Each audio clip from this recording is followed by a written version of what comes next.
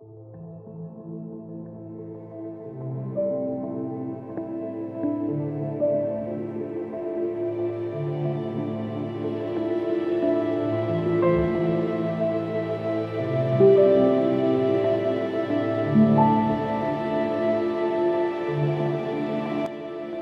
شبیر احمد عثمانی فرماتے ہیں کہ ہم پاکستان کو کرۂ ارضی میں جنت ارضی بنانے کے آرزو مند ہیں۔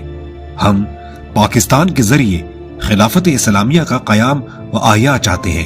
ہاں، ہم پاکستان ہی کے ذریعے عہد صحابہ کے اسلامی اور قرون اولیٰ کے حیات افروز عہد کی یاد تازہ کرنا چاہتے ہیں۔ ہمارا تو یقین ہے کہ انشاءاللہ پاکستان کے ذریعے ہی تمام اسلامی مملکتوں کا اتحاد اور خلافت اسلامیہ کا قیام عمل میں آئے گا۔ ریاست پاکستانیہ اور ریاست مدینہ میں تخلیقی مماثلتوں اور موازنے پر بحث سے قبل راقم قائد کا اس سلسلے میں ایک خوبصورت تبصرہ نظر قائرین کرنا چاہے گا، جس سے قائد کی رسول اللہ صلی اللہ علیہ وآلہ وسلم کی مکی اور مدنی زندگی کے دونوں گوشوں پر گہرے مشاہدے کا بھی علم ہوتا ہے۔ نواب بہادر یار جنگ، جو کہ ایک بہت بڑی علمی و فکری شخصیت کے مالک انسان تھی، وہ قائد کے بمبئی میں قیام کے دنوں میں ان سے ملتے رہے۔ ایک ملاقات میں قائد سے ملت اسلامیہ اور خاص طور پر ہندوستان کے مسلمانوں کے حوالے سے ان کے حال اور مستقبل پر باتیں ہو رہی تھی، تو ان سے قائد اعظم نے فرمایا، بہادر یار جنگ، آپ جانتے ہیں کہ تاریخ اسلام کے اولین ایام یعنی دور رسالت صلی اللہ علیہ وآلہ وسلم کے دو واضح حصے ہیں، یعنی مکی اور مدنی دور۔ میں نے سیرت نبی اکرم صلی اللہ علیہ وآلہ وسلم کا بغور مطالعہ کیا ہے۔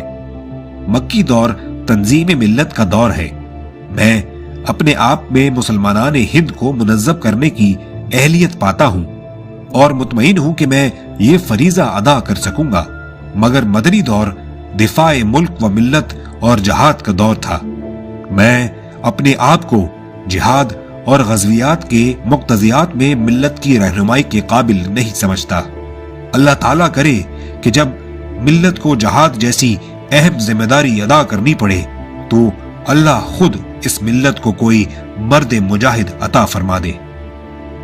آج سے 1400 برس قبل جو طوفان بلاخیز عرب کے صحراؤں سے اٹھا تھا اور جس نے تمام انسانی امتیازات اور معیارات کے طوق توڑ ڈالے، ان لمحات میں ایک نظریاتی امت کا ایک بے مثل اور عظیم مظاہرہ دیکھنے میں آیا۔ ایک قوم جو کہ ایک عرفہ نظم العین لے کر اٹھی۔ آن کی آن میں اس نظریاتی نظم العین کے تحت اس نظریاتی نظام کے عملی ظہور سے عالم کفر کے ایوانوں میں زلزلہ آ گیا۔ منقسم، پسماندہ اور جہل کا شکار عرب بدھو دیکھتے ہی دیکھتے بنیان مرصوص بن گئے۔ ایک فکر اور ایک سوچ کی حامل امت وجود میں آ گئی، جس کا ایک اپنا اجتماعی شعور ذات ڈیولپ ہو گیا، اور اس کا اشیاء اور معاملات کو دیکھنے اور پرکھنے کا ایک مخصوص زاویہ، نگاہ اور معیار بن گیا۔ 1400 برس کے بعد پھر زمانے نے وقت کے منہ زور گھوڑے کی لگاموں کو ماضی کی جانب موڑا۔ سرزمین ہند سے تحریک پاکستان اٹھی اور وہی نظریہ لے کر اٹھی جو 1400 برس قبل ان کا نبی صلی اللہ علیہ وآلہ وسلم لے کر آیا تھا۔ اس تحریک کا سب سے اہم عنصر روحانی عنصر تھا، اور وہ روحانی عنصر نظریہ اسلام ہی تھا۔ اگر پاکستان کی تعمیر حقیقی معنوں میں بانیان پاکستان کے تصور پر ہو جائے، جو کہ اس ریاست کی تخلیق کا حقیقی محرک تھا، تو یہ ریاست پورے عالم اسلام میں ایک روحانی انقلاب کا موجب بن جائے گی۔ مسلمانان ہند کے اس نظم العین کے برعکس، جس کی اساس نظریاتی قومیت تھی، آج دنیا اسلام پر نظر دوڑائیے تو معلوم ہوگا کہ تمام عالم اسلام ٹکڑوں، عصبیتوں اور گروہ و نسلی مفادات میں بٹا ہوا ہے۔ ان کی نسلیں اور ممالک کے نام ہی ان کے نزدیک اصل اہمیت کے حامل ہیں، اور یہی ان کی قومیت کے نشان بن چکے ہیں۔ قیام پاکستان کی بدولت صدیوں کے بعد یہ موقع میسر آیا کہ ہم اسلام کا اصل چہرہ ریاست مدینہ کے اصولوں پر اجاگر کر کے دنیا کو دکھائیں۔ ایک مثالی، سیاسی، معاشی، معاشرتی اور عدالتی نظام قائم کریں کہ یہ ہے خدا کا نظام کفالت، ہم بتائیں کہ یہ حقیقی ہیومن رائٹس ہیں۔ اہل مغرب جو راگ الاپتے ہیں وہ اس قدرت کے عطا کردہ نظام کے آئینے میں اپنی حقیقت دیکھ سکیں، انہیں معلوم ہو سکے گا کہ اقلیتوں سے کیسے حسن سلوک کیا جاتا ہے۔ رسول اللہ صلی اللہ علیہ وآلہ وسلم آخری پیغمبر ہے، ان کے 1400 برس پرانے اصول آج بھی اسی طرح کارآمد اور کارگر ہیں جس طرح ان کے زمانے میں تھے۔ یہ آفاقی اصول و قوانین ہیں جو ہر زمانے کے تقاضے پورے کرتے ہیں۔ اگر یہاں تھیوکریسی سے پاک حقیقی اسلامی ریاست بنتی ہے تو وہ تجدید احیاء اسلامی کی ایک عالمگیر تحریک کی صورت اختیار کر جائے گی۔ قیام پاکستان کے مقاصد واضح کرتے ہوئے قائد اعظم نے فرمایا تھا کہ ہماری اپنی آزاد ریاست کا وجود میں آنا بجائے خود مقصد نہ تھا بلکہ حصول مقصد کا ایک ذریعہ تھا۔ اسلام کی پہلی ریاست یعنی ریاست مدینہ کا جائزہ لیجئے تو معلوم ہوگا کہ اس نے نہ صرف مثالی معاشرہ اور اجتماعی قومی کردار تعمیر کیا بلکہ آسمانی ہدایت پر مبنی نظام فلاح کو عملاً متشکل کر کے بھی دکھا دیا۔ آج ریاست پاکستان احیاء اسلام کے لیے زبردست امکانات رکھتی ہے۔ یہ اس کفر و الحاد میں ڈوب جانے والی دنیا میں واحد امید کی کرن ہے۔ ہم جس اعلیٰ و عرفہ نصب العین کو لے کر اٹھے تھے اسی کو پھر سے اختیار کر کے ایک بہترین قومی زندگی کا آغاز کر سکتے ہیں۔ اس وقت استحصال اور بے انصافی پر مبنی عالمی نظام کے باعث تمام انسانیت ایسے نظام کی متلاشی ہے جو انہیں ان شدید ترین مصائب سے چھٹکارا دے۔ اگر ہم قیام پاکستان کے مقاصد کے مطابق ایک ریاست تعمیر کرنے میں کامیاب ہو جاتے ہیں تو یہ ایک شاندار تجربہ اور بڑا کارنامہ ہوگا جو کہ پوری ملت میں ولولہ پیدا کرنے کا باعث بنے گا۔ پاکستان حقیقتاً سارے عالم میں مسلمانوں کا قومی وطن بن جائے گا۔ حضور صلی اللہ علیہ وآلہ وسلم تمام قوموں کے لیے نبی اور رحمت بنا کر بھیجے گئے، ان کی رحمت سے پوری دنیا فیضیاب ہو سکے گی۔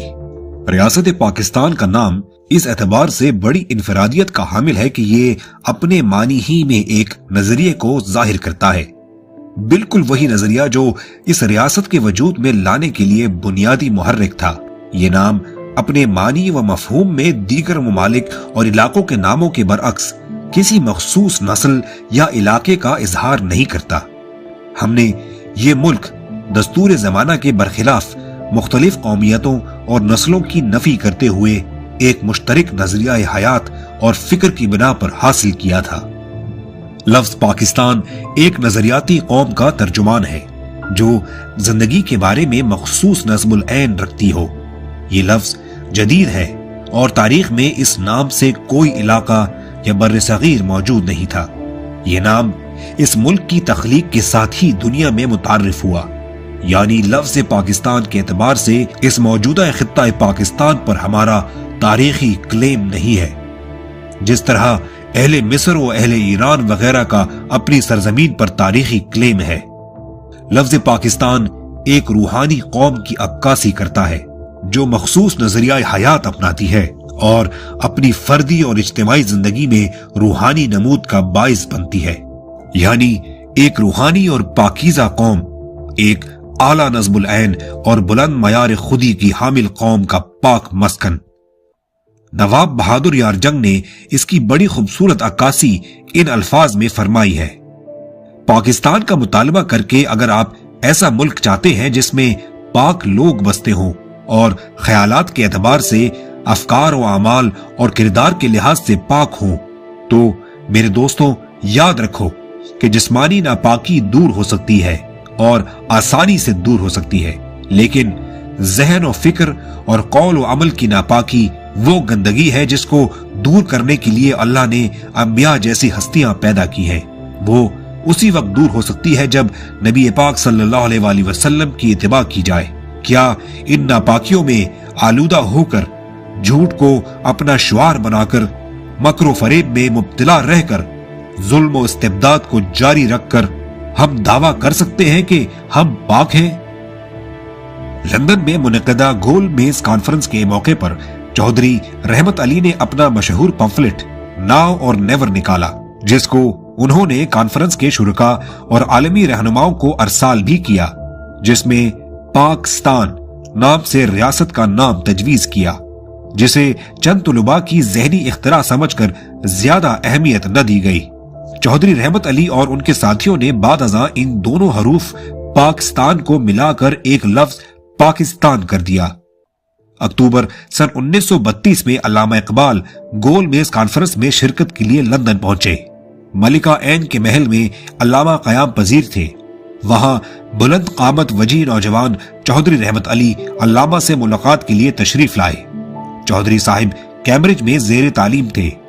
इस मौके पर अल्लामा से चौधरी साहिब ने दौरान गुफ्तगू फरमाया, रहमत अली, आपके इलाहाबाद के खुतबा अक्टूबर सन 1931 के बाज नुकात पर गुफ्तगू करना चाहता था। अल्लामा ने जवाबन इस्तिफसार किया कि क्या आपने इसे पढ़ा है? चौधरी रहमत अली ने कहा, मैंने इसका बगौर मुतालिया किया है। मैं ये भी चाहता हूं कि आप कैम्ब्रिज आएं और लेक्चर दें। अल्लामा ने ये तजवीज बाकायदा दावत से मशरूत करके कबूल कर ली।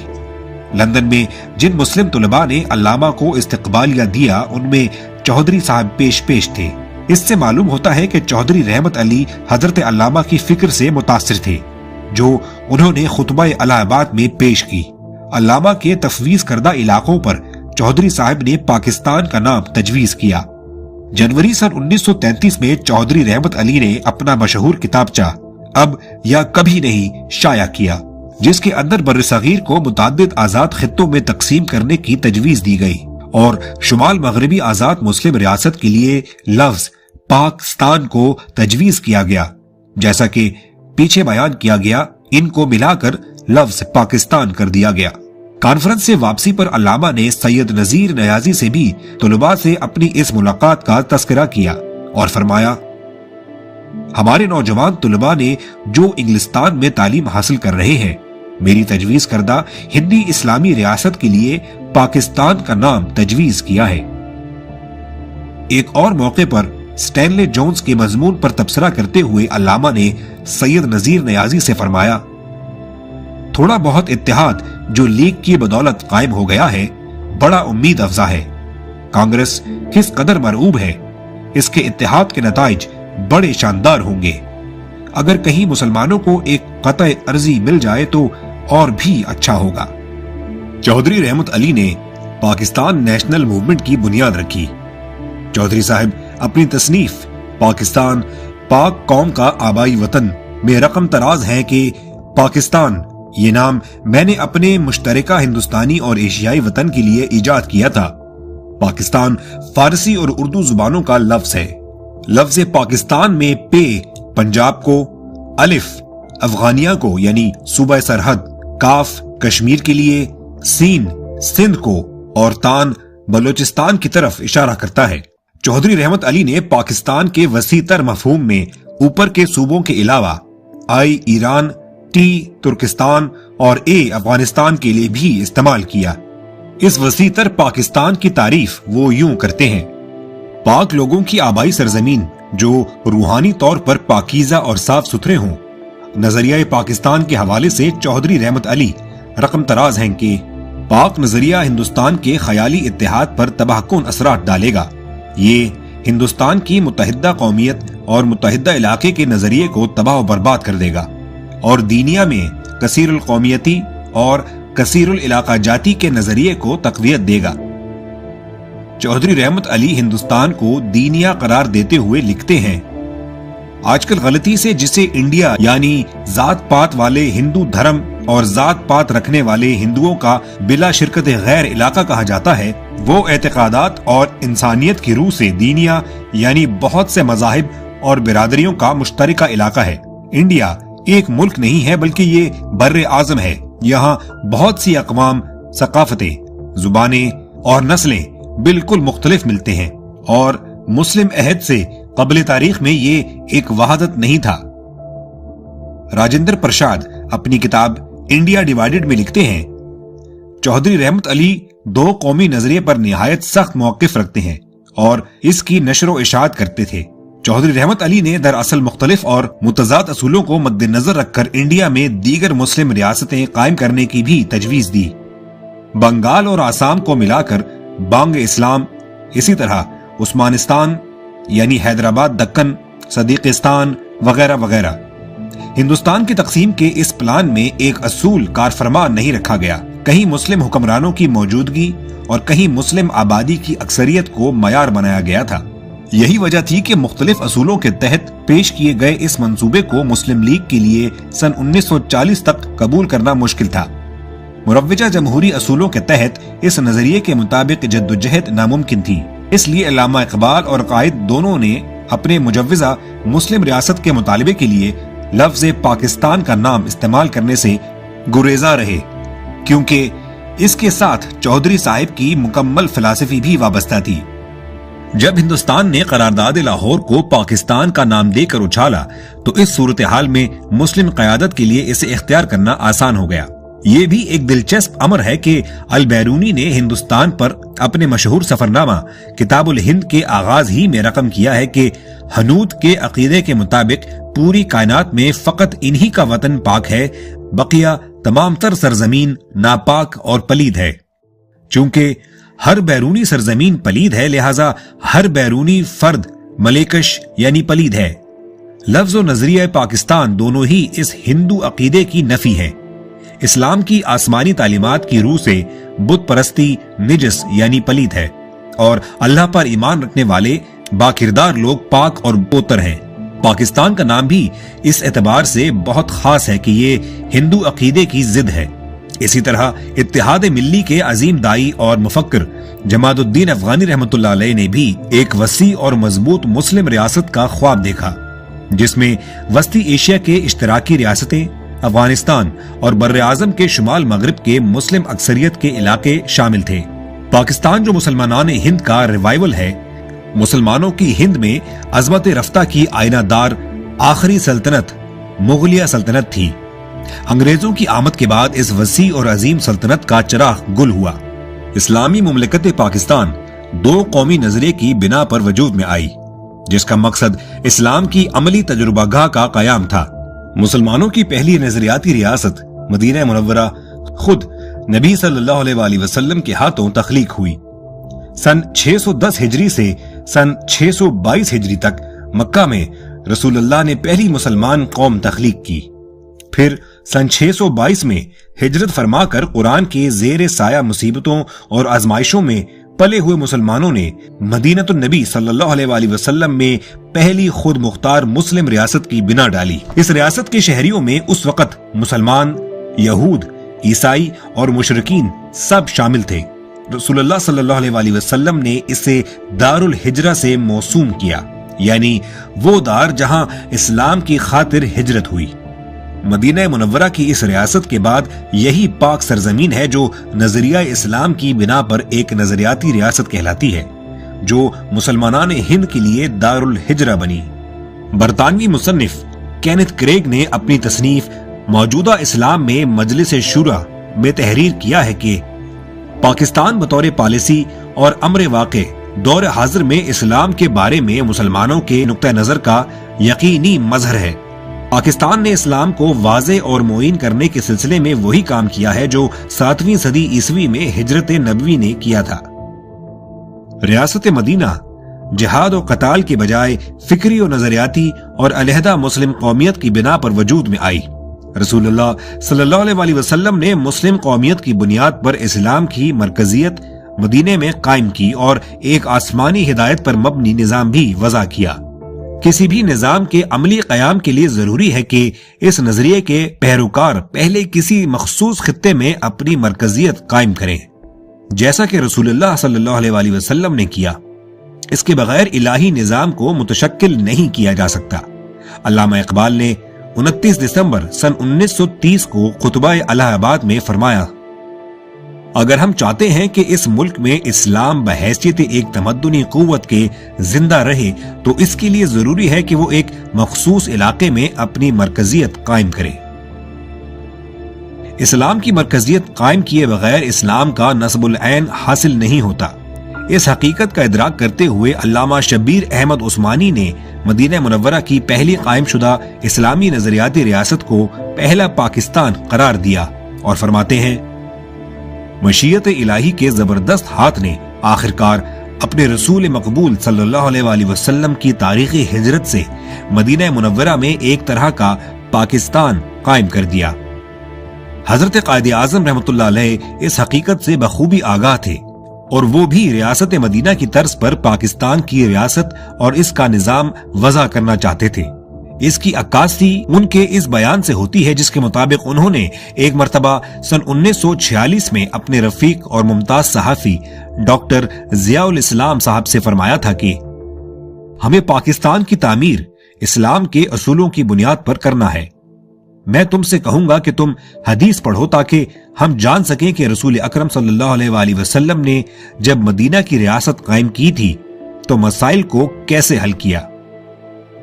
ریاست مدینہ کے حالات کا جائزہ لیں تو ہجرت مدینہ سے قبل حضرت مصعب بن عمیر رضی اللہ تعالی عنہ نے مدینہ کے بارے میں جو حالات حضور علیہ الصلوۃ والسلام کو رپورٹ کیے، اس کے مطابق ہر گھرانے اور خاندان سے کوئی نہ کوئی فرد مسلمان ہو چکا تھا اور پورے مدینہ میں ہر گھرانے کا موضوع بحث اسلام ہی تھا۔ ان سازگار حالات میں حضور علیہ الصلوۃ والسلام نے ریاست مدینہ کی بنا ڈالی اور آسمانی رہنمائی پر مبنی نظام قائم فرمایا۔ کچھ اسی قسم کے حالات میں پاکستان بھی قائم ہوا، جہاں ہند کے مسلمانوں کے لیے مرکزیت نظریہ اسلام کی بنا پر قائم کی گئی۔ پچھلے 50 برسوں سے اس ریاست کا موضوع بحث بھی اسلام ہی ہے۔ ملت پاکستانیہ ایک اسلام پسند قوم ہے، یہی وجہ ہے کہ اس نام اور نظام کے لیے حکمرانوں کے ہاتھوں یہ بلیک میل ہوتی رہی ہے۔ اسلام مسلمانان پاکستان کی کمزوری ہے۔ بدترین اور لادین حکمران بھی یہاں اسلام کا نام لینے پر مجبور ہو جاتے ہیں۔